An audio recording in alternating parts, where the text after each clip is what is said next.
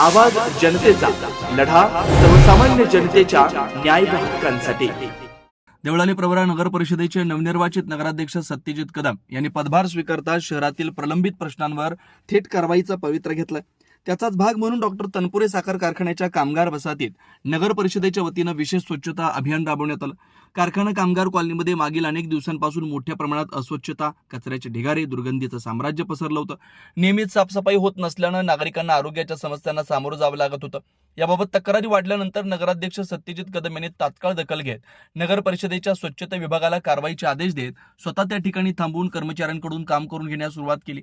नगर परिषदेच्या कर्मचाऱ्यांनी कॉलनी परिसरात सखोल साफसफाई करत कचरा संकलन, सार्वजनिक ठिकाणांची स्वच्छता केली। या अचानक झालेल्या अभियानामुळे परिसरात स्वच्छता दिसून आली। कामगार व त्यांच्या कुटुंबातून समाधान व्यक्त करण्यात येत आहे। नागरिकांचं आरोग्य आणि स्वच्छता हा आमचा प्राधान्यक्रम आहे। शहरातील कोणत्याही भागात अस्वच्छता पसरणार नाही याची काळजी पालिकेकडून घेतली जाणार असल्याचं नगराध्यक्ष सत्यजित कदम यांनी सांगितलं। यावेळी नगरसेवक वसंत कदम, चंद्रानी गाडे, वैभव गाडे, नगर परिषदेचे कृष्णा महाकाळ, निखिल नवले, सुदाम कडू, सुनील कल्हापुरे आदी उपस्थित होते। नगराध्यक्ष कदम यांच्या ऍक्शन मूडमुळे देवळाली प्रवरा शहरात स्वच्छता मोहिमेला गती मिळणार असल्याची अपेक्षा नागरिकांकडून व्यक्त होते। नवनवीन घडामोडी आणि सत्य बातमी पाहण्यासाठी आजच आमच्या YouTube चॅनलला सबस्क्राइब करा, शेअर करा आणि लाईक नक्की करा।